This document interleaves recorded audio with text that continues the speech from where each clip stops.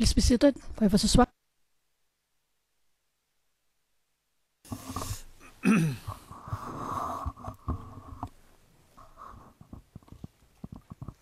Good morning again. Bonjour à tous. Je donne immédiatement la parole à la défense de M. Blégoudet. Et nous espérons vraiment que vous en aurez terminé à la fin, avant le déjeuner, en tout cas. Vous avez la parole. Maître Knoops, merci. Monsieur le Président, Monsieur le témoin, bonjour à nouveau. Let me just briefly. Donc, je vous rappelle où nous en étions. On parlait de l'ambulance. Donc, juste avant la pause, vous avez dit ce qui suit. Page 36, ligne 12 à 15. J'ai été couché.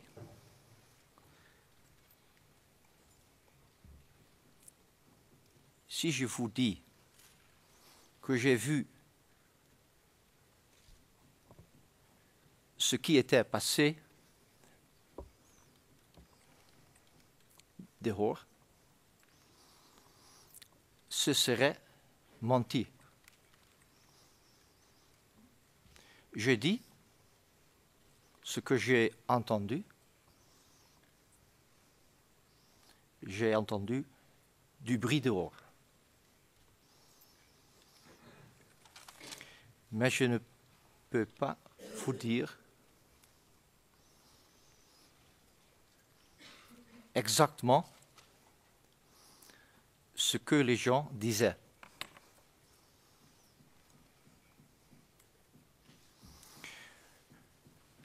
Mr. Witters, you recall saying this before the...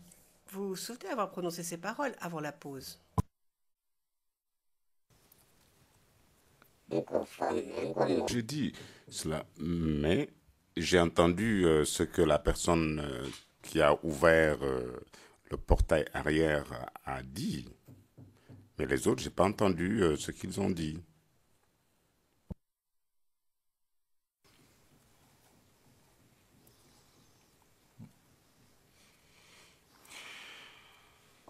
In your statement, Dans votre déclaration,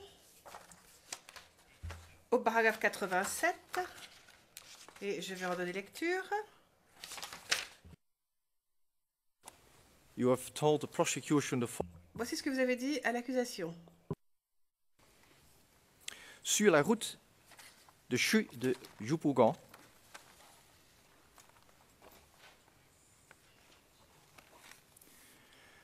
nous avons été arrêtés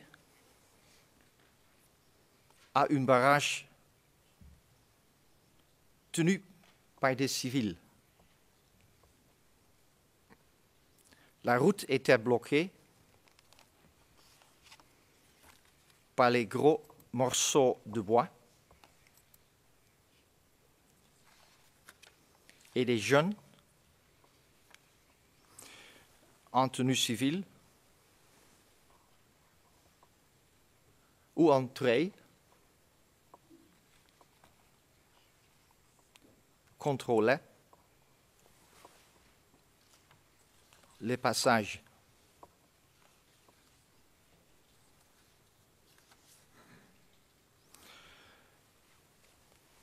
So, Mr. Witness, Monsieur le témoin, vous n'étiez pas en mesure de voir le barrage que vous avez décrit à l'accusation, n'est-ce pas?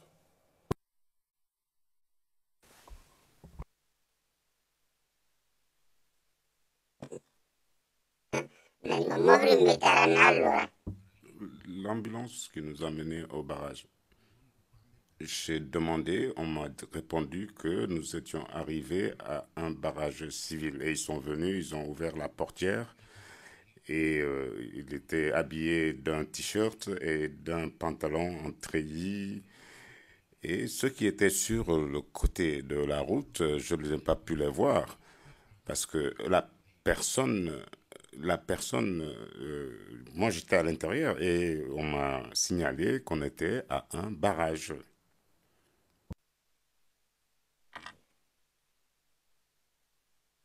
So, Mr. Witness, it is your... Monsieur le témoin, donc vous êtes en train de nous dire aujourd'hui, devant cette chambre, que vous n'avez pas vu le barrage vous-même? C'est cela?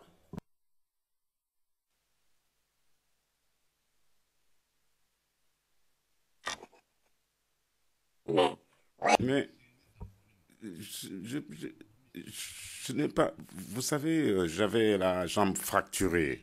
J'étais dans l'ambulance quand on a ouvert. J'ai vu les personnes, mais je n'avais pas besoin de savoir où se trouvaient les autres. Mais j'ai cru qu'on m'a dit que c'était un barrage. Ça, c'est la vérité.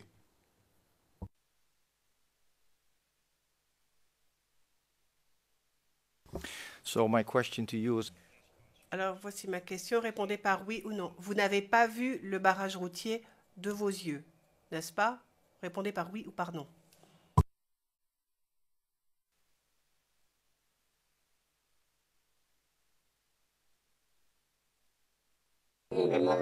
J'étais à l'arrière de l'ambulance. Je n'ai pas vu le barrage, mais le véhicule s'est arrêté à un barrage, effectivement.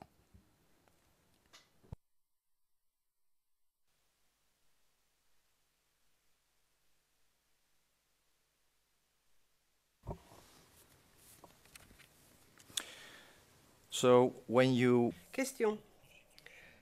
Donc lorsque vous avez dit à l'accusation dans votre déclaration par les gros morceaux de bois et les jeunes en tenue civile, C'est normal.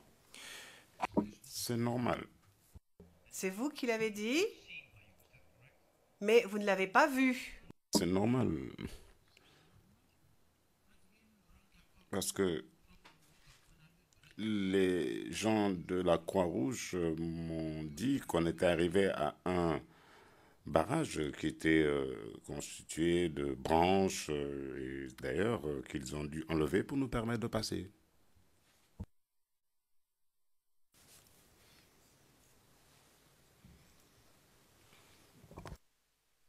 thank you very much, Mr. Witness. Merci, monsieur le témoin.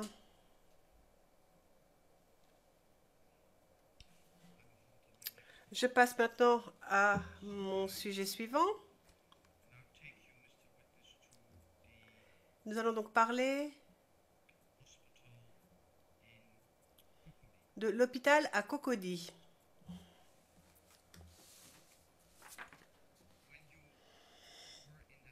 Lorsque vous étiez dans cet hôpital, d'après votre déposition, on ne vous a pas soigné. On a refusé de vous soigner. C'est bien vrai?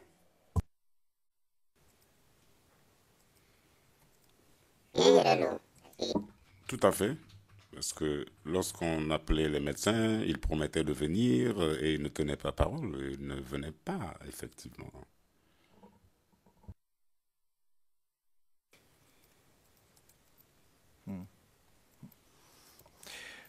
At any point in time, did you À un moment ou à un autre, avez-vous pu parler à un des médecins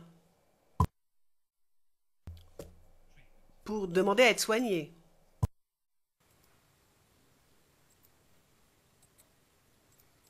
Les médecins passaient, j'ai appelé, hein, et puis je lui ai demandé quel était mon état. Quelqu'un m'a dit que celui qui doit nous consulter n'est pas encore arrivé. J'ai demandé à un deuxième médecin et il m'a dit que le bloc opératoire était sale, qu'il fallait le nettoyer. Mais nous avons passé la nuit ainsi, ils ne sont pas venus et le lendemain non plus.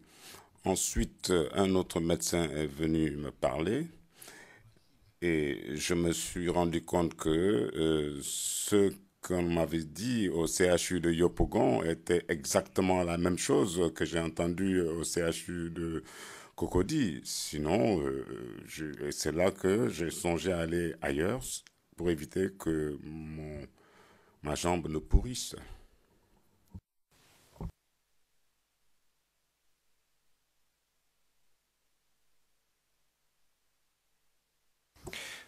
Mr. Witness, just for my Monsieur le témoin, j'aimerais bien comprendre. Lorsque vous étiez à l'hôpital à Cocody,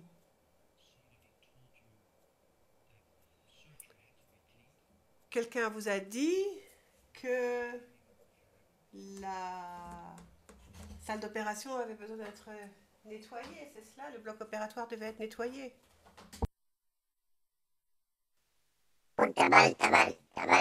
Les tables dans le bloc opératoire étaient sales, qu'il fallait la nettoyer. Mais ce n'était pas vrai parce qu'il ne s'est rien passé après.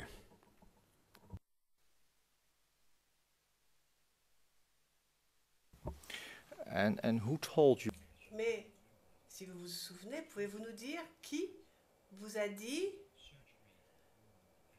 que le bloc opératoire devait être nettoyé? Je ne le connais pas, mais il portait une blouse de médecin, mais je ne le connaissais pas personnellement.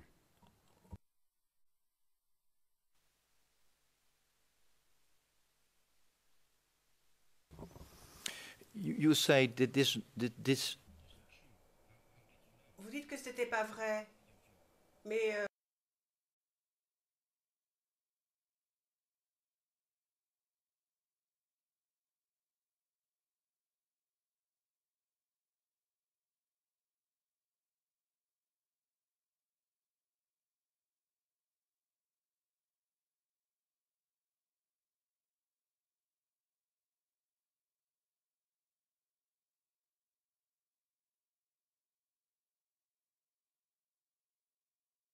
Confirmer les propos que j'ai entendus au CHU de Yopougon. Donc, si ils ne m'ont même pas fait une injection, alors je ne peux pas dire, même le sérum, donc il n'y en avait plus, j'ai enlevé l'aiguille. Donc, voyez-vous, j'ai compris qu'ils ne voulaient pas me soigner, tout simplement.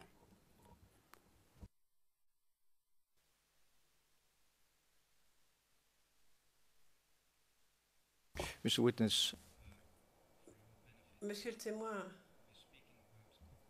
ici on parle de Cocody, hein, pas Yopougon. Vous nous avez dit qu'à Yopougon, vous avez été bien soigné. Et je vous pose des questions sur Cocody, moi. evidence Je parle de Cocody.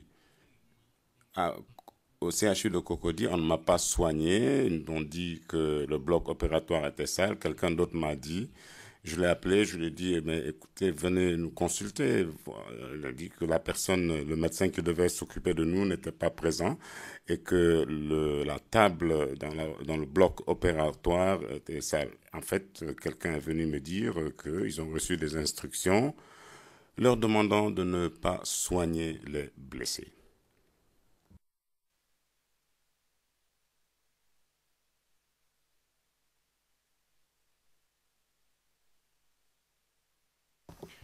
before I continue, Mr. Witness. Avant de poursuivre, dois-je comprendre, d'après ce que vous nous dites aujourd'hui, qu'à Yopougon, on a enlevé les aiguilles de votre corps? On a...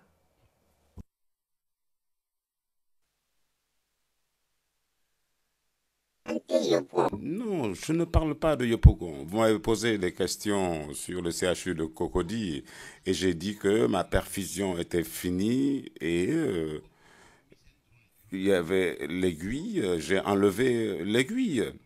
Et ensuite, j'ai appelé les enfants pour qu'ils viennent m'évacuer. Parce que je ne parle plus de Yopougon. J'étais au CHU de Cocody et c'est de là-bas que je me suis rendu à la clinique.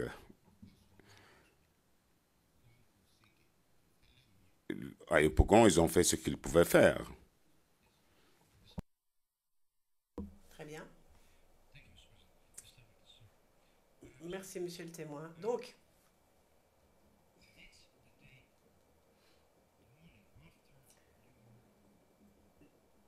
le lendemain matin, donc le lendemain après votre arrivée à Cocody, au matin, vous dites qu'il y a eu des problèmes au bloc opératoire, je n'y ai pas cru. Alors, je ne vous parle pas. Je vous parle du matin après votre arrivée à l'hôpital de Cocody. Est-ce que quelqu'un appartenant à l'hôpital de Cocody, est-ce que quelqu'un vous a dit que le bloc opératoire était propre et qu'ils étaient prêts à vous soigner?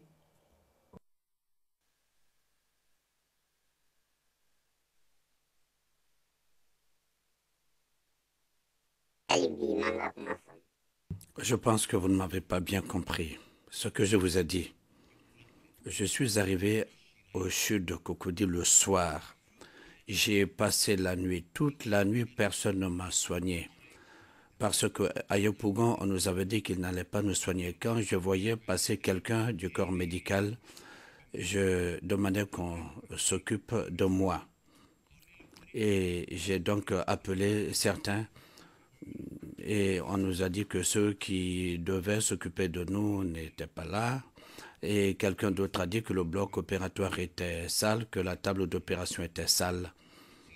Nous sommes restés comme cela, je ne me suis pas découragé. Chaque fois que je voyais quelqu'un du corps médical, je l'appelais. Le sérum qu'on m'avait placé le soir à Yopougon était fini et j'ai enlevé l'aiguille. Je suis resté comme ça toute la nuit jusqu'au matin, personne ne s'est occupé de moi. Et quelqu'un m'avait dit que si je ne partais pas, j'allais mourir. C'est ainsi que j'ai appelé Yakou, c'est un jeune, il est venu avec la voiture. Nous avons demandé un papier, un document, et ça a même fait de l'agitation et je suis parti. Peut-être que vous ne m'aviez pas bien compris, j'espère que vous m'avez bien compris cette fois-ci.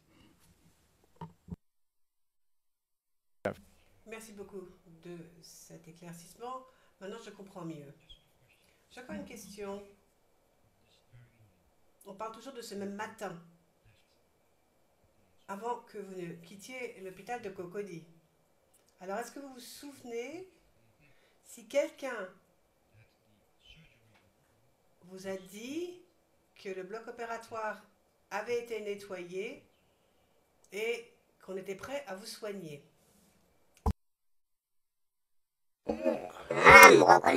Non, personne ne m'a rien dit de tel.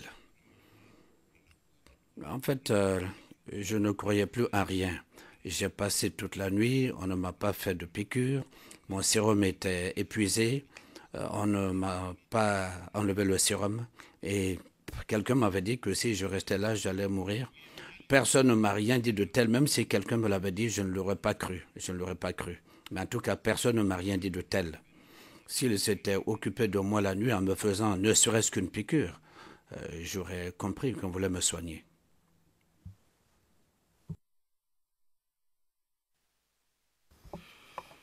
Can you remember whether it was Et est-ce que vous vous souvenez si c'est l'un des médecins qui vous aurait dit que si vous restiez, vous mourriez sur place?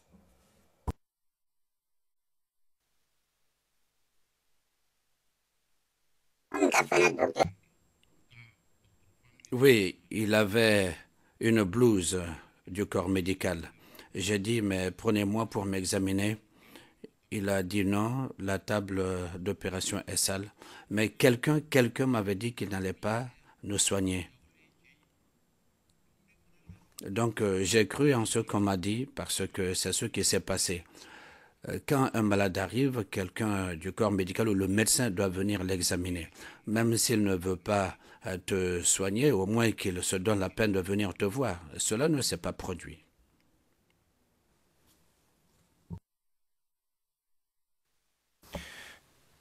Question. Je vais maintenant donner lecture, Monsieur le Président, du paragraphe 112 de la déclaration du témoin. Déclaration faite devant le bureau des procureurs. CIV OTP 0073 1043. Paragraphe 112. Monsieur le témoin, je donne lecture d'un passage de votre déclaration devant le bureau du procureur.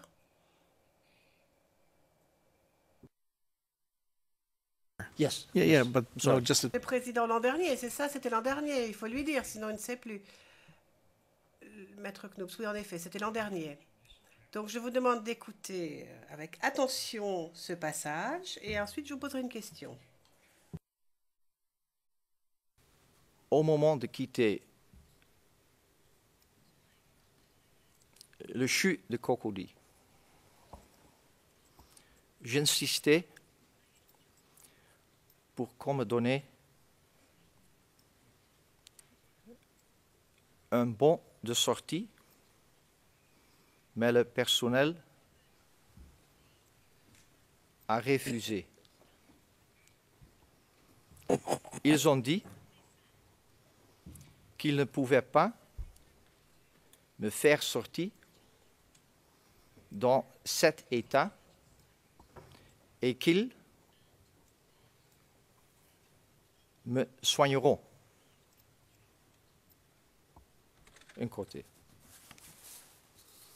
So, Mr. Witness, Monsieur le témoin, dans la déclaration que vous avez faite l'an dernier devant le bureau du procureur, vous avez dit que le personnel de l'hôpital de Cocody était prêt à vous soigner. Ils vous ont dit cela alors que vous vouliez quitter l'hôpital. Vous vous souvenez avoir fait une déclaration dans ce sens devant le bureau du procureur?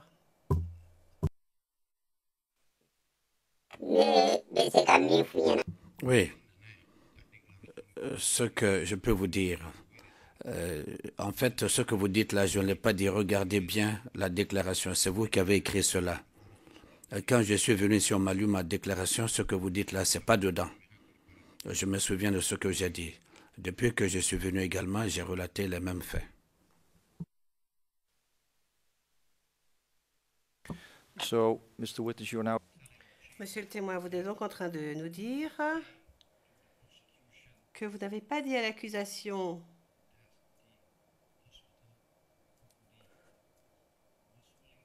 que l'hôpital de Cocody était prêt à vous soigner lorsque vous avez voulu le quitter, cet hôpital.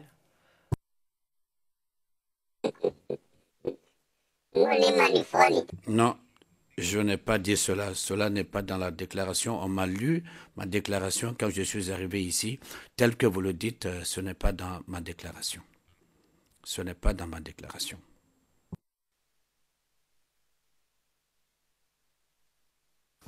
Mr. Witness, Question. Monsieur le témoin, vous venez de dire au juge de la Chambre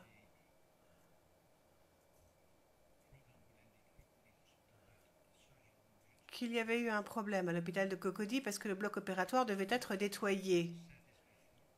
Vous souvenez-vous d'avoir dit cela au préalable dans votre déclaration? Peut-être?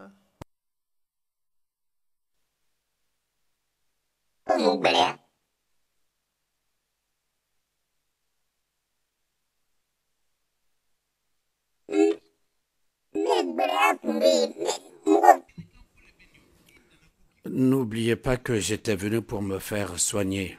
Ceux qui devaient me soigner ne se sont pas occupés de moi. Oui, dire oui, la table d'opération est sale ou bien celui qui va vous examiner va venir. En fait, il se trouve que quelqu'un du corps médical est venu me dire qu'on ne va pas s'occuper de nous et que là, au CHU de Cocody, ils ont reçu des consignes pour ne pas nous soigner et que si je restais là, je mourrais. Mais quand on vous dit cela, cela vous amène à réfléchir. Nous étions au nombre de 5. Et sur les 5 personnes, il y a un qui était blessé à la main, lui, il est parti. Il a vu qu'on ne s'occupait pas de lui, il est parti. Mais 3 personnes sont décédées pendant que j'étais là devant moi. un est mort, on m'a donné son lit, et les deux autres sont décédés dans la pièce, dans la chambre. Et c'est ce que j'ai dit. Je n'ai pas dit autre chose. Witness, if Question. Et monsieur le témoin, si je vous disais que ce que vous nous racontez aujourd'hui par rapport au nettoyage du bloc opératoire, c'est quelque chose de tout à fait nouveau, que vous n'en avez jamais parlé dans votre déclaration au bureau du procureur, qu'est-ce que vous auriez à me dire maintenant que je vous fais cette remarque? Je pense l'avoir dit. Je l'ai dit, peut-être qu'ils ne l'ont pas noté, sinon je l'ai dit. Je vous dis que ce qui s'est passé, que j'ai vu, c'est ce que j'ai dit. Ce qui m'est arrivé, c'est ce que j'ai dit. Et en fait, cela fait 5 ans, je n'ai pas oublié. Peut-être que la personne qui a noté ne l'a pas écrit. Ou alors vous vous êtes trompé, mais sinon je l'ai bel et bien dit.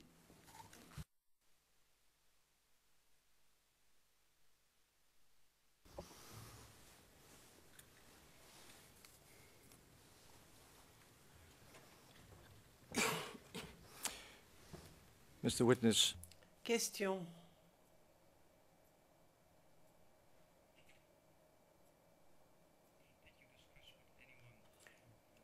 Avant de venir ici à la CPI, avez-vous parlé avec quiconque de la situation à l'époque à l'hôpital de Cocody?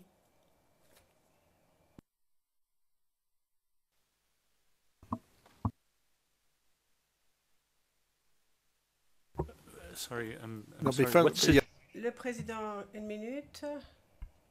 Monsieur McDonald, c'est quoi la situation à l'hôpital?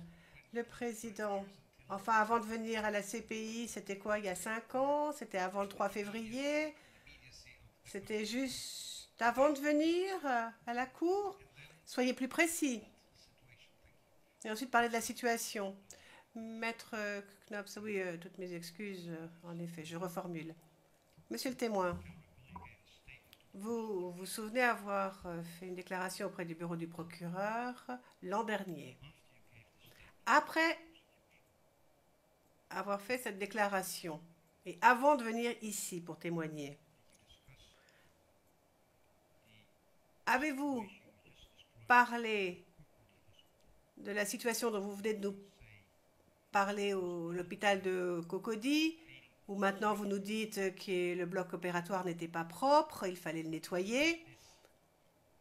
Est-ce que cet élément a été discuté avec quelqu'un? Quiconque d'ailleurs?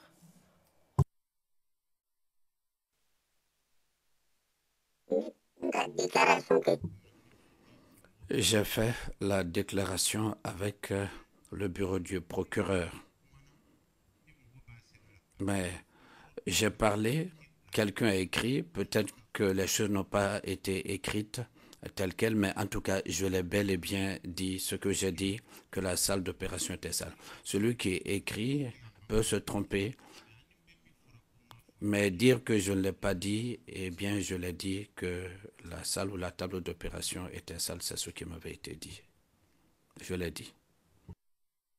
Mr. Witness, this was Le président, monsieur le témoin, ce n'était pas la question. Maître Knoop, si vous me permettez d'interrompre, ce n'était pas la question qui vous a été posée. La question était la suivante. Avez-vous parlé de ce sujet, cette situation que vous avez trouvée à l'hôpital de Cocody, avec qui que ce soit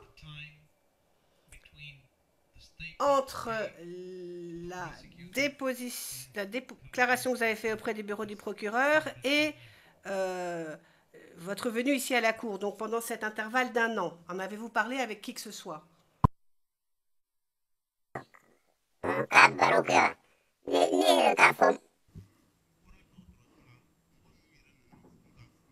Non. Quand les gens sont venus me saluer à la maison, j'ai dit que je n'ai pas été soigné, j'en ai discuté avec eux, que je n'ai pas été soigné. Même les gens du RDR, quand ils sont venus me voir, je leur ai dit que je n'ai pas été soigné. J'en ai discuté avec beaucoup de gens.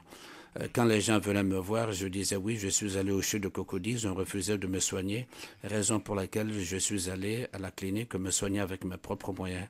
Je l'ai dit à beaucoup de gens, tous ceux qui sont venus me poser des questions, j'en ai discuté avec eux, hormis le bureau du procureur, pardon.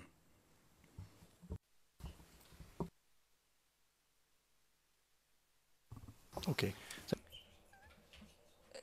Maître Knoups, merci Monsieur le Président pour votre aide. Le Président, je vous en prie. Maître Knoups, ma dernière question est en fait un élément de preuve que nous aimerions verser au dossier. J'ai dit à Monsieur MacDonald que je lui donnerais la parole pour soulever des objections, si nécessaire, mais je pense que, au vu de ce qui s'est passé vendredi, je pense qu'il serait mieux de montrer cette photographie à huis clos partiel, simplement pour cette personne. J'aimerais montrer cette photo. Moi, ça ne me dérangerait pas de la montrer en public parce qu'on la trouve sur Internet. Mais au regard de ce qui s'est passé vendredi, je pense qu'il serait plus juste pour cette personne que cette photographie soit montrée à huis clos partiel ou même à huis clos parce que les noms seront également mentionnés. Moi, je dirais à huis clos ou peut-être... Enfin, non, huis clos partiel, ça suffirait. Est-ce que les autres parties ont quelque chose à dire? Monsieur MacDonald. À huis clos serait suffisant. Je préférerais parler également de la question à huis clos partiel. Le président, à huis clos partiel veut dire que tout le monde peut entendre, mais pas voir. Monsieur le procureur, non, c'est l'inverse. Le président, oui, vous avez raison, je me trompe. Le procureur, tout dépend. Non, en fait, en théorie, ils peuvent voir, mais ils ne peuvent pas entendre. Et si on regarde la photographie, je regarde la galerie, si nous tournons un peu nos écrans, je pense que avec la distance et la lumière de la photographie, ça devrait être suffisant. Le président, passons donc à huis clos partiel, je vous prie. Maître Knops, je donne d'abord la référence du document. Monsieur le procureur, CIV D25 003 0005.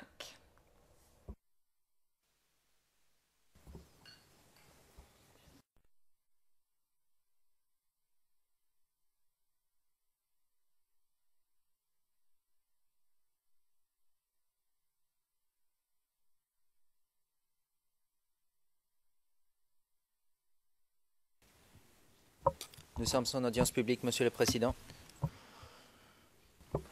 Thank you very much. Monsieur le Président, je vous remercie. La parole est à la défense de Monsieur Blégoudet. Bonjour, Monsieur le témoin. Êtes là. Bonjour. Je pense que le témoin me connaît assez bien, puisqu'il m'a reconnu devant tout le monde ici. Il est à Abidjan. Il est malheureux. Je vous ai vu à Abidjan. Mais je vous ai vu, mais nous ne sommes pas très familiers, je dois dire. Avant d'aborder le sujet pour lequel je dois intervenir ce matin, il y a une question qui me taraude à l'esprit depuis que j'ai lu la déposition du témoin. Il dit au paragraphe 91 de sa déposition devant M. le procureur, page 17, CIV OTP 0073 1041. Je ne sais pas où se trouvait exactement le barrage, mais je sais que nous étions encore à Cocody. Je suppose qu'en ce moment, le procureur lui a demandé comment il fait où il se situe. J'aimerais que le témoin me dise ici, parce que tout à l'heure, il a dit qu'il avait très mal, il était souffrant, comment il fait pour savoir exactement qu'il est à Cocody.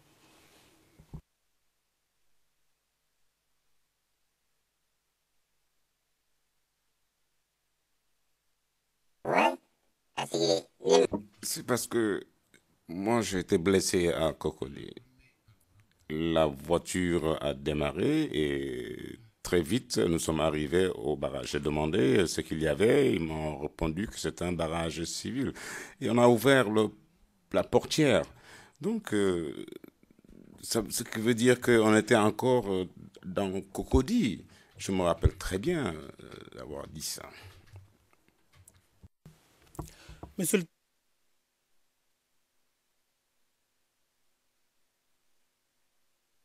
Monsieur le Président, nous nous apprêtons à utiliser une carte avec ce témoin. Nous ne savons pas s'il est en mesure de lire une carte ou s'il est en mesure de suivre.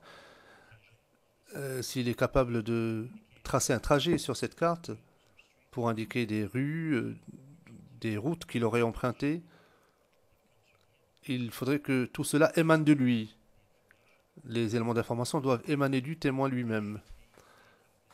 C'est à lui de dessiner ce croquis ou ce trajet. L'on pourrait lui suggérer des choses, mais il faut d'abord qu'on détermine s'il est en mesure d'exploiter un document, le document qui lui sera montré dans un instant. Le juge président, d'après ce que j'ai pu constater au cours des derniers jours, je suis presque certain qu'il n'est pas en mesure de le faire.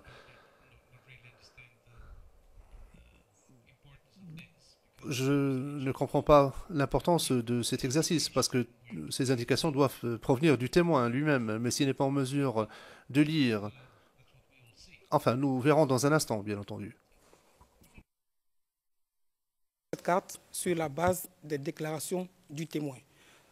Sur la carte, vous verrez, il y a des principaux axes et des endroits qu'il a cités dans sa déposition qui pourraient permettre. On ne lui demande pas de lire la carte à la ligne près, mais il y a des rues et des bâtiments qu'il a cités que nous avons fait ressortir sur la carte. Nous pensons qu'il serait à mesure de reconnaître tout simplement les endroits qui ont été cités.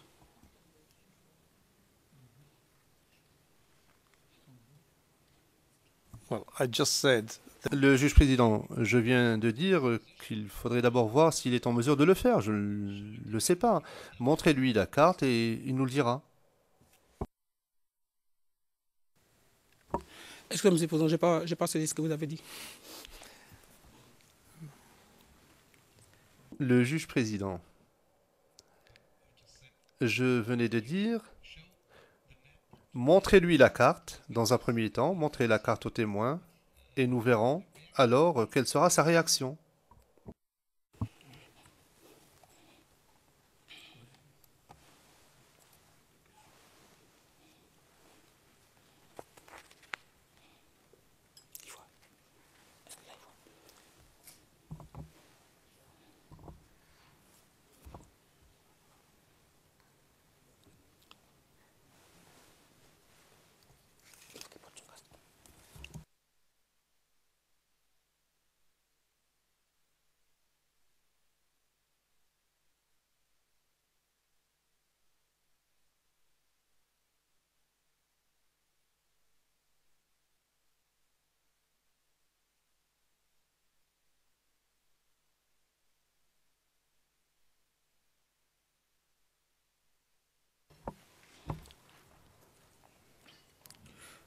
Monsieur le Président, je peux d'abord lire sa déclaration pour qu'il essaie de se remémorer les endroits.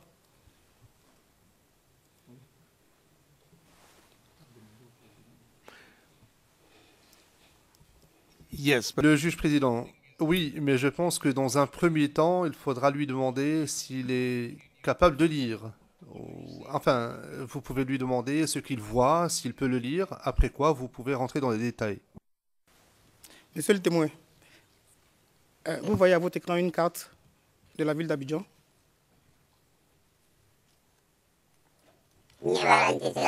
Oui, mais je ne parviens pas à lire ce qui est écrit sur cette carte.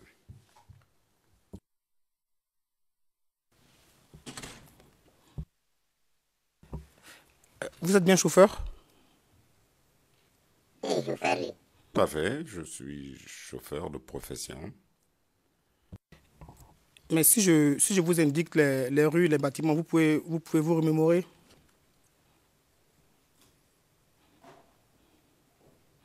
Je vous ai dit que le seul chemin que je connaissais, qui va vers Cocody,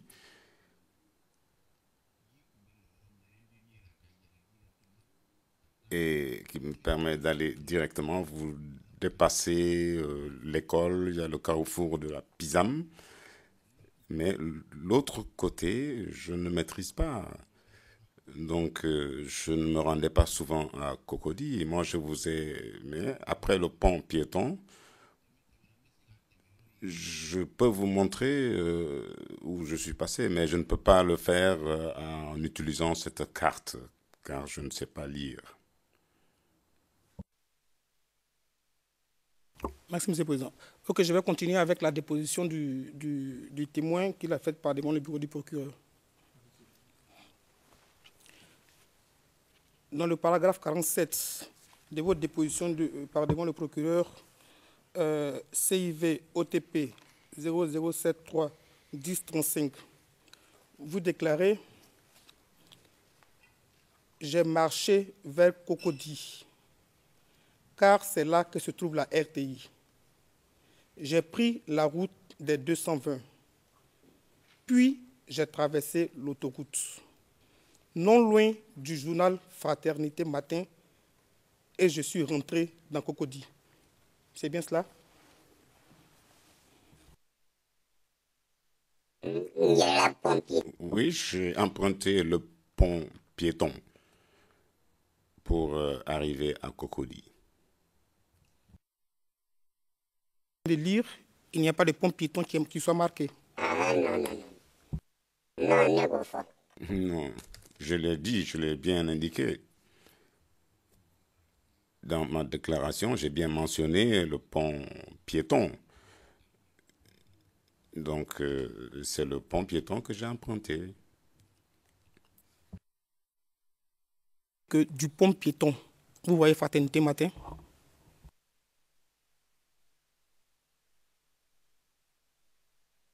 Ma fraternité bureau. Je n'ai pas parlé du bureau de Fraternité Matin quand j'étais sur le pont. J'ai entendu des tirs d'armes et des détonations de gaz lacrymogène. J'ai regardé derrière moi, je me suis rendu vers Adjamé et il y avait de la fumée. Donc ensuite, j'ai vu des policiers qui portaient des uniformes noirs. Je n'ai pas dit que j'avais aperçu le bureau de Fraternité Matin à partir du pont. Dit que vous n'avez jamais parlé de Fraternité Matin par devant le bureau du procureur, c'est ça?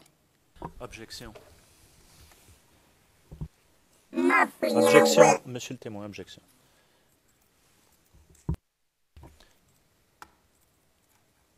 That's not what the witness said. Ce n'est pas ce qu'a dit le témoin dans sa déposition. Le témoin peut retirer son casque au moment où M. McDonald fait l'objection, pour ne pas qu'il soit influencé. Excuse me. Le président.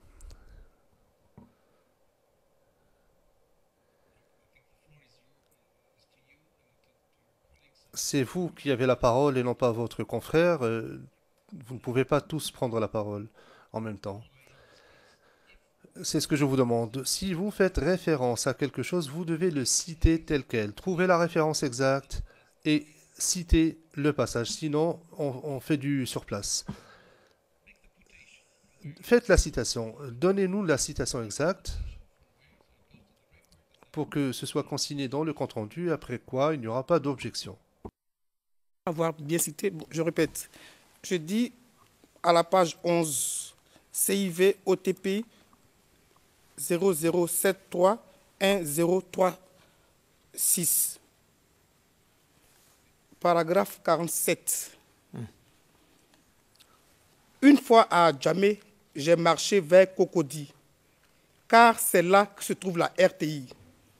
J'ai pris la route des 220, puis j'ai traversé l'autoroute, non loin du journal Fraternité Matin, et je suis entré dans Cocody.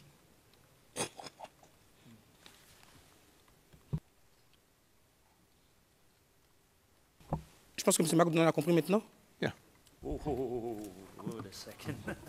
You're not going to start. Monsieur McDonald, non, vous n'allez pas commencer à vous livrer à ce petit jeu ici, non.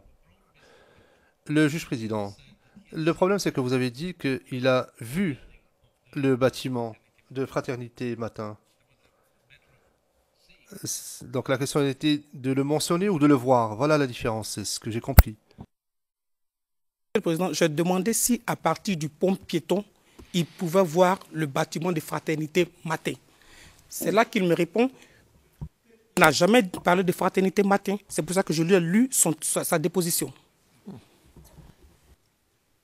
Oui, et après, vous avez posé comme question et vous n'avez jamais dit, ou donc vous n'avez jamais dit au bureau du procureur avoir vu Fraternité Matin.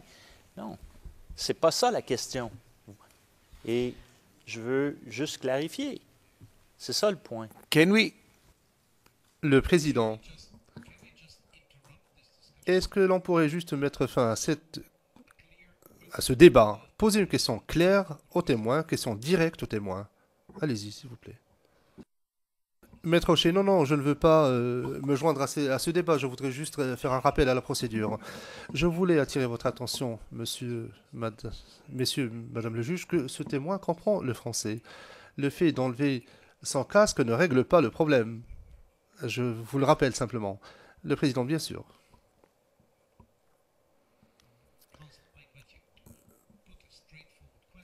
Maître, je vous invite à poser une question directe, succincte, afin qu'il apporte des réponses courtes pour que nous évitions d'ergoter sur ce qu'il a dit ou ce qu'il n'a pas dit. Allez-y. Merci, Monsieur le Président.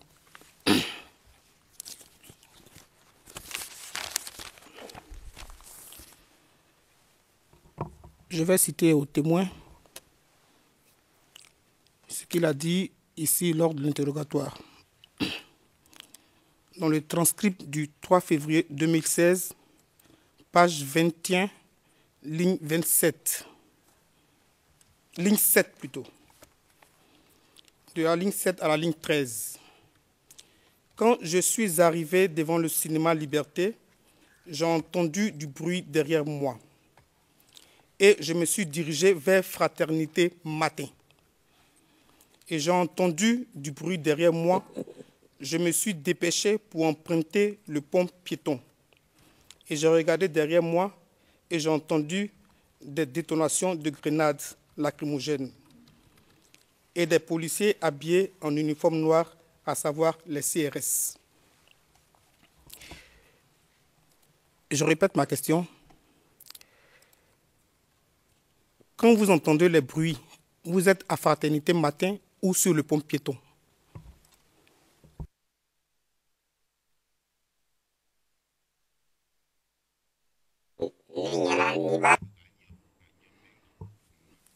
Oui, tel que vous dites les choses, ce n'est pas ce que j'ai dit. J'ai dit que je suis arrivé devant le cinéma Liberté et quand vous vous tournez vers le plateau, le point de repère, c'est Fraternité Matin. Donc, j'ai entendu le bruit et je suis monté sur le passage pour piétons. Mais je ne peux pas aller à Fraternité Matin. Je ne suis pas allé à Fraternité Matin. Il faut dire les choses telles que je les ai dites. Il faut dire les choses telles que je les ai dites. Je ne vais rien dire ici que je n'ai pas vu.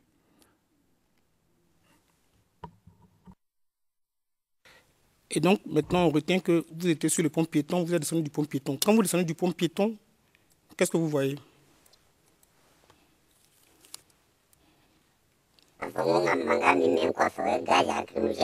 Quand j'étais sur le pont piéton, j'ai entendu les détonations.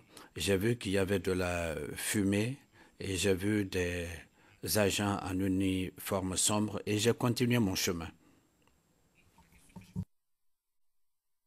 Se localiser pour que la Chambre essaie de voir avec nous où est-ce que vous êtes. Vous avez traversé le pont piéton. Quand vous traversez le pont piéton, je suppose que vous avez fini de traverser le pont piéton. Vous êtes où exactement? Qu'est-ce que vous voyez? Qu'est-ce que vous apercevez quand vous traversez le pont piéton?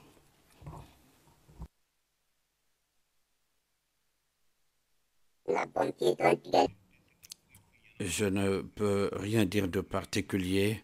Je n'ai pas fait attention aux endroits. J'ai pris le chemin par lequel je pouvais aller. Je ne peux pas vous dire ce que j'ai vu de particulier. Je ne vais pas mentir. Je n'ai rien calculé sur mon chemin. Je cherchais un chemin pour arriver à la RTI. Pour arriver à la RTI, quel est le chemin que vous prenez, que vous empruntez pour joindre la RTI? À la descente du pont piéton, bien sûr.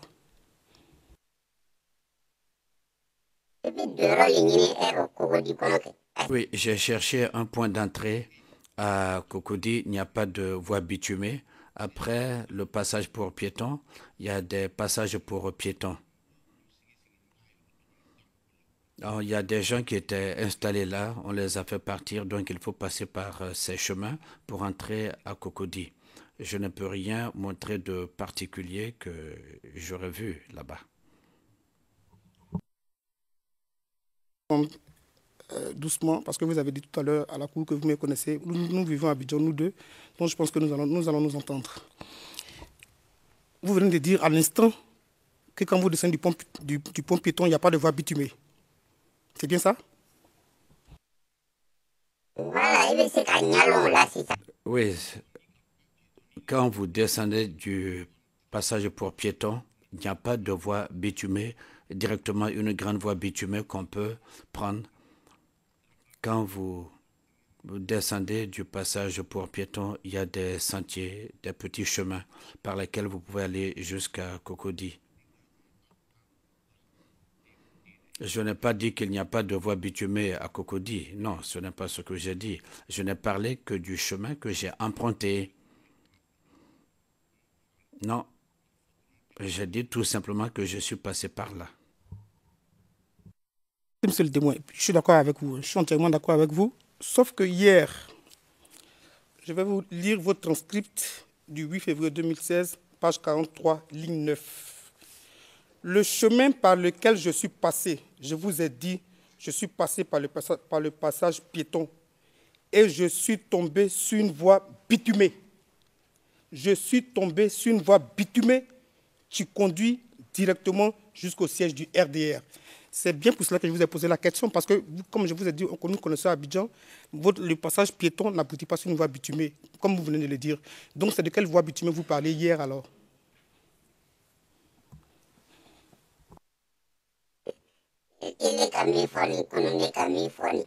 Oui, quand vous descendez, je vous ai dit... Est-ce que je vous ai dit hier que quand je suis descendu du passage pour piétons, j'ai trouvé une voie bitumée tout de suite? Non, ce n'est pas ce que j'ai dit. Cela n'est pas dans la déclaration. Ce n'est pas ce que j'ai dit. Je n'ai pas dit que tout de suite, après le pont piéton, il y avait une voie bitumée. J'ai dit que je suis descendu du pont piéton, j'ai marché pour déboucher sur une voie bitumée à Cocody. En fait, j'ai marché tout droit et je suis arrivé à une voie bitumée et j'ai commencé à... ne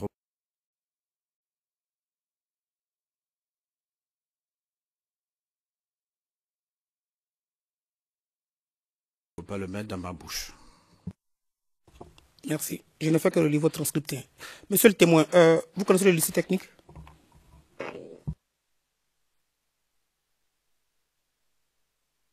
À Cocody, le lycée technique à Cocody, vous connaissez? Non, je ne connais pas. Peut-être qu'en passant en véhicule, je peux voir le lycée technique, mais dire que je suis allé au lycée technique, non. Je vous ai dit que je déchargeais du gasoil à la Pisam. Vous passez devant l'ambassade d'Italie et ensuite vous arrivez à la Pisam. Ce que je connais à Cocody, vraiment, c'est cela. Mais les autres endroits, je ne connais pas. Vous venez de citer la Pisam. Je vais vous relire encore un de vos transcripts hier où vous énoncez effectivement la Pisam. Vous dites à la page 42 du transcript du 8 février 2016, « Je ne suis pas de Cocody. Maintenant, oui, je connais le chemin. Je sais par où passer parce qu'il y a une voie qui passe devant la Pisam. Parce qu'il y a une voie qui passe devant la Pisam. » Ma question est celle-ci. Quand vous descendez du pont piéton, vous avez convenu ici qu'il n'y a pas de voie bitumée. Comment est-ce que vous passez devant la Pisam avant de revenir à la rue Le Pic au siège du RDR.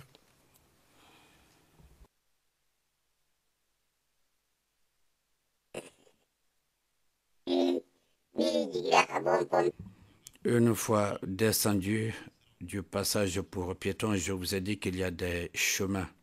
Et j'ai pris l'un de ces chemins pour déboucher sur la voie bitumée. Et arrivé à la voie bitumée, je suis remonté directement et cette voie a débouché sur le siège du RDR. Et c'est la même voie qui va à la PISAM, c'est la même voie qui mène au siège du RDR. Mais je ne le savais pas. Donc, j'ai pris la voie qui passait par la PISAM et c'est après que je me suis aperçu que la même voie menait au siège du RDR. C'est par la même voie que je passais avec mon gros camion pour aller à la PISAM. Monsieur le témoin, vous venez de dire tout de suite, et vous avez donné une description que nous connaissons nous deux, que nous allons montrer ici. Vous avez dit, en passant par l'ambassade d'Italie, vous êtes d'accord avec moi que l'ambassade d'Italie se trouve derrière le siège du RDR avant d'aborder, avant de trouver la PISAM? Non, ce n'est pas derrière. L'ambassade d'Italie est près de la PISAM. Vous dépassez l'ambassade d'Italie et ensuite vous arrivez à la PISAM. Et avant de descendre pour entrer dans la PISAM, vous avez également l'ambassade du Maroc qui est là. PISAM se trouve où par rapport au siège du RDR? Le siège du RDR se trouve-t-il en avant ou bien en arrière de la PISAM? Le siège du RDR est comme ça, vous dépassez la PISAM et c'est un peu plus loin. Je vous ai dit que je ne suis pas de Cocody, c'est en marchant que je suis tombé sur le siège du RDR. Je ne peux pas vous décrire l'emplacement. Depuis que j'ai été blessé, je n'y suis pas retourné. Donc ne me faites pas dire ce que je n'ai pas dit.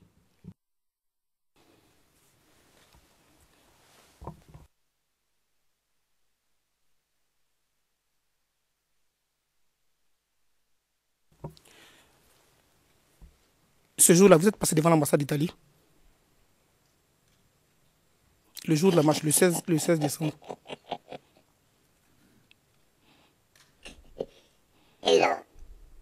Attendez. Je vous ai démontré que l'endroit que je connais à Cocody, c'est pour ça que j'ai parlé de l'ambassade d'Italie. Avant d'arriver à la PISAM, c'est pour que vous compreniez, mais dans la déclaration, je n'ai pas parlé d'ambassade d'Italie, je n'ai pas parlé de cela. Mais comme vous voulez savoir si je connais quelque chose à Cocody, c'est pour ça que je vous parle de l'ambassade d'Italie. Ainsi, vous sauriez que j'ai ces repères. Mais ce n'est pas que dans la déclaration, j'ai parlé de ces lieux. Je n'en ai pas parlé dans ma déclaration. Est-ce que vous êtes passé par l'ambassade d'Italie pour arriver au siège du RDR?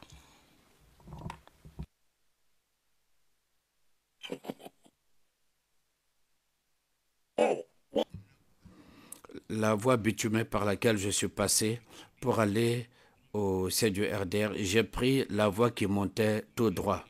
Mais c'est l'autre carrefour qui est en face qui va vers la PISAM, vers l'ambassade d'Italie.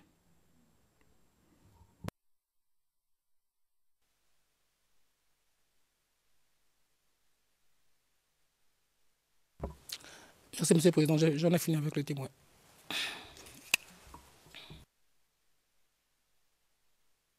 Thank you very much. Le Président, merci beaucoup. Nous donnons maintenant la parole au procureur pour un interrogatoire supplémentaire. D'abord, vous pensez en avoir pour combien de temps, Monsieur McDonald? J'aurais besoin de 2 minutes, Monsieur le Président. Le Président, très bien, oui, allez-y, sans problème. Monsieur McDonald, 2 minutes, enfin, je l'espère.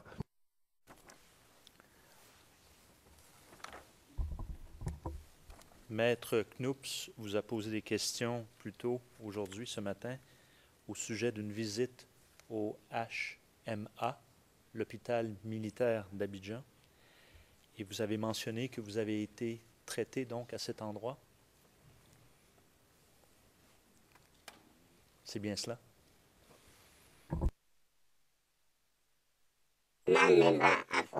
Je n'ai pas bien compris. Veuillez répéter la question. Je n'ai pas bien compris.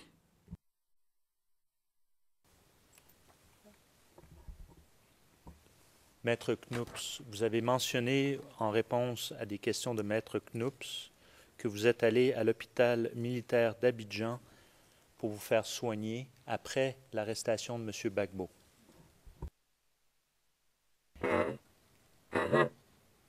C'est bien cela? Oui, c'est exact, c'est ce que j'ai dit après l'arrestation de M. Gbagbo. Vous avez mentionné que vous ne vous rappelez pas de la date, mais que c'était après l'arrestation de M. Gbagbo. Oui, c'est exact.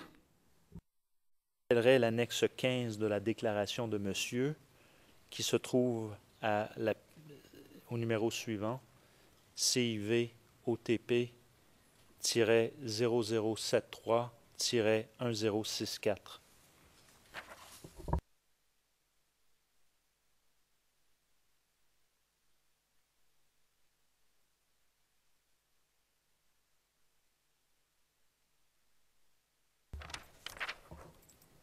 J'ai une version papier aussi pour le témoin si nécessaire.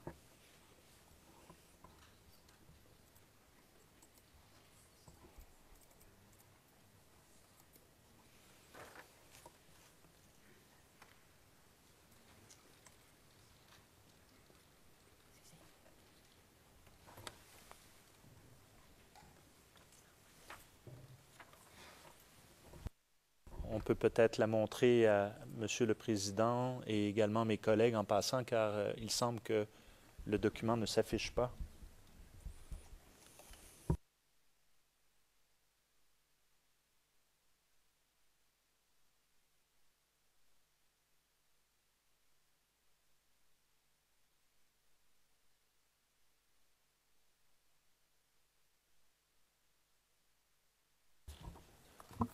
Vous pouvez montrer à mes collègues rapidement. Can you show my colleagues very quickly? Yeah, show them. Est-ce que vous pourriez le montrer à mon collègue très brièvement? Le président, il s'agit d'un document qui a fait l'objet de divulgation, n'est-ce pas?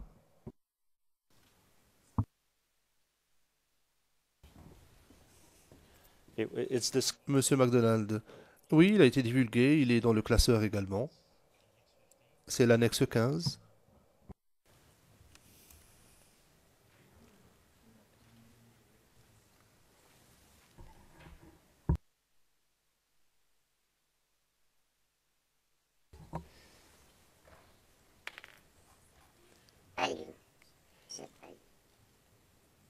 Monsieur le témoin,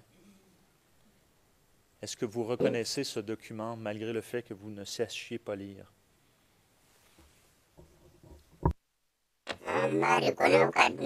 Oui, je reconnais ce document. Il m'a été donné au HMA, à l'hôpital militaire.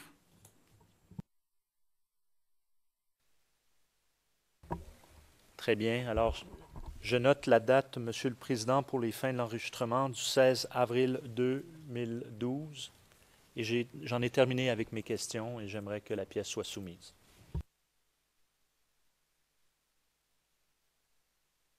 It is submitted, of course. Le président, très bien, la pièce est versée au dossier. Et pourquoi êtes-vous allé vous faire traiter au HMA brièvement? Pourquoi est-ce que en 2012, vous êtes retourné à l'hôpital?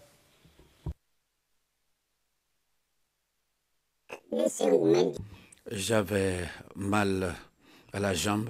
Les jeunes m'ont dit que si je vais là-bas, ils sont habitués aux blessures par balle, ils pourraient me soigner. Je suis allé, ils m'ont présenté les conditions et je pensais qu'ils allaient me soigner gratuitement. Ils m'ont dit qu'ils ne soignent pas les civils gratuitement. Et je suis reparti avec ma blessure. Après cela, je suis même retourné au CHU parce que j'avais mal aux pieds et ma plaie suintait. Merci, Monsieur le témoin. J'en ai terminé avec mes questions.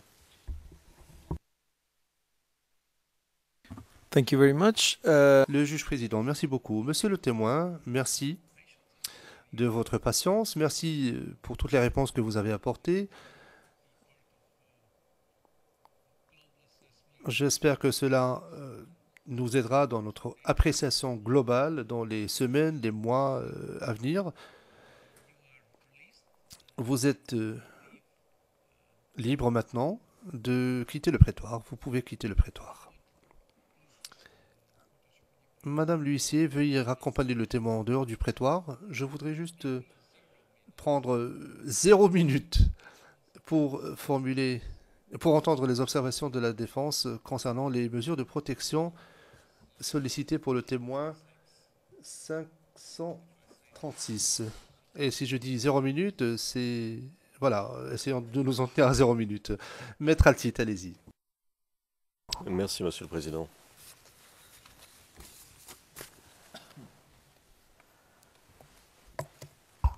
Je crois que j'ai dépassé mon temps, mais je vais quand même essayer de faire des observations rapides. Alors, pour la seconde fois en quelques jours, le procureur demande des mesures de familiarisation exceptionnelles pour l'un de ses témoins.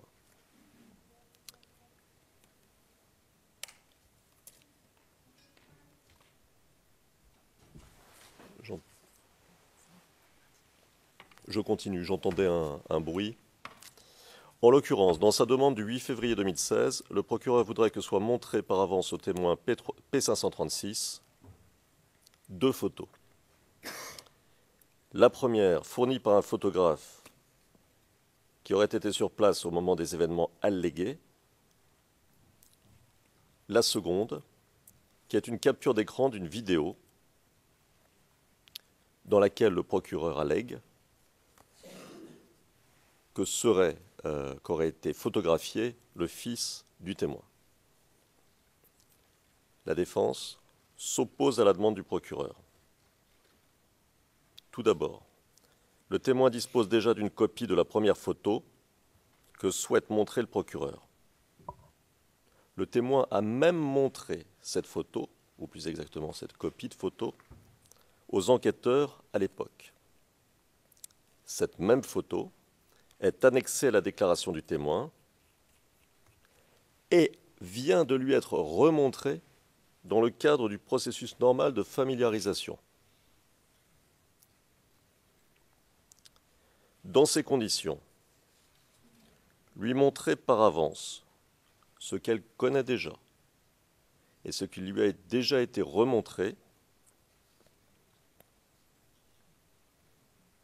ne se justifie pas. Pourquoi ?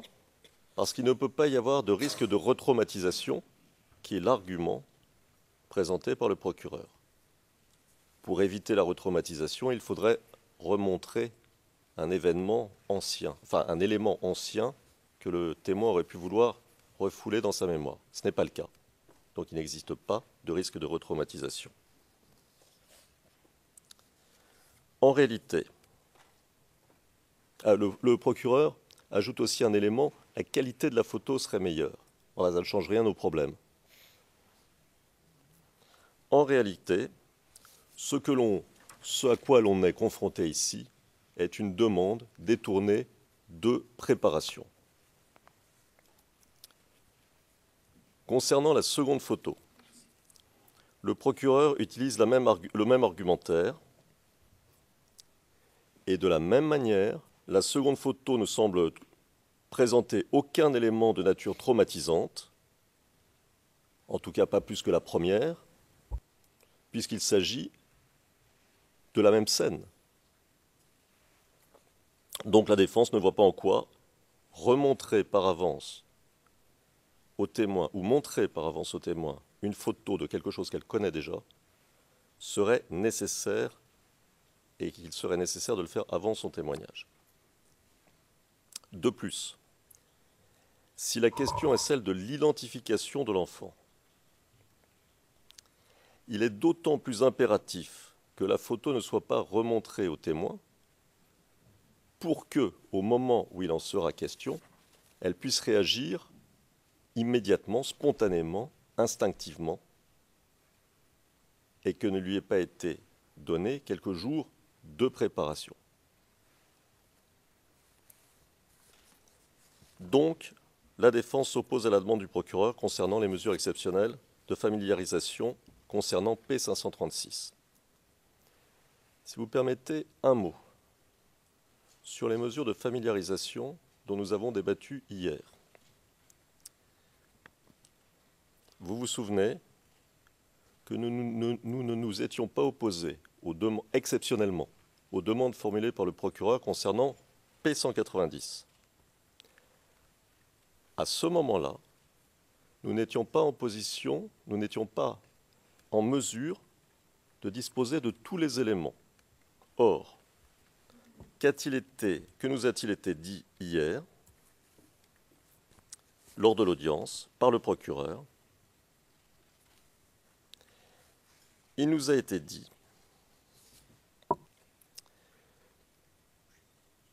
que finalement, il ne sera montré au témoin P190 que les 3 premières minutes,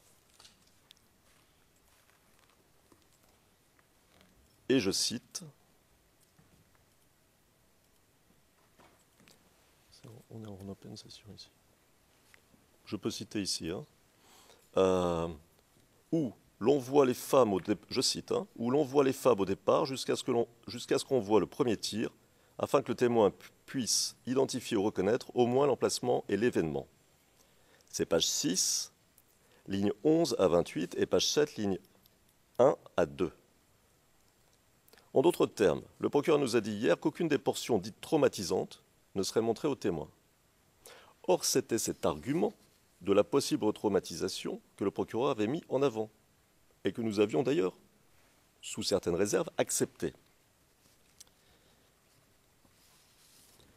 Puisqu'il n'y a plus, d'après le procureur lui-même, d'images traumatisantes, il n'y a absolument aucune raison d'accorder au procureur ces demandes, lesquelles tendent à permettre aux témoins de voir par avance ces éléments dont je viens de parler.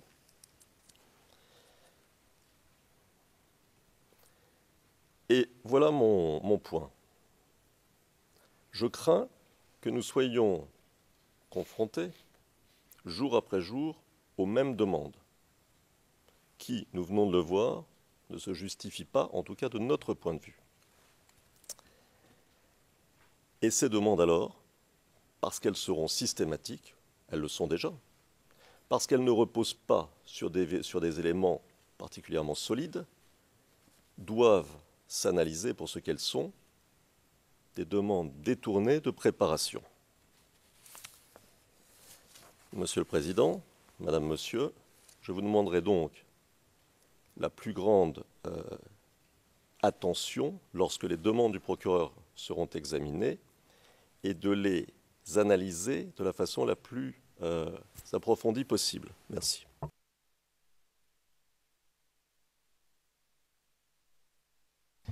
Le juge président, bien sûr, nous allons le faire. Maître Knops, merci, Monsieur le Président. Nous nous associons aux observations de Maître Altit, observations formulées au nom de l'équipe de défense Gbagbo. Pour ce qui concerne le paragraphe 6 de la requête de l'accusation, il est dit que le P536 n'a probablement pas eu l'occasion de voir une photographie de qualité supérieure. Il me semble que c'est un peu prématuré de faire de telles affirmations afin de justifier les demandes les mesures de protection sollicitées. Au paragraphe 7, il est dit ceci. L'accusation a l'intention de présenter cette photographie au témoin afin de lui demander si elle est en mesure de reconnaître l'enfant. Donc il ne s'agit plus de familiarisation, il s'agit plutôt de reconnaissance. C'est une forme de préparation indirecte du témoin. Par conséquent, nous estimons que cette requête devrait être rejetée du revers de la main. En tout cas, pas la capture d'écran ne devrait pas être montrée, la deuxième photographie ne devrait pas être montrée parce qu'il s'agit de reconnaissance et non pas d'autre chose. Et c'est un élément de preuve important. Cela devrait être fait devant la cour et non pas pendant la préparation. Le président, représentant légaux des victimes, Maître Massida, nous n'avons pas d'observation. Merci. Le président, très bien. Nous allons faire la pause maintenant. Nous allons reprendre à 15 h cet après-midi.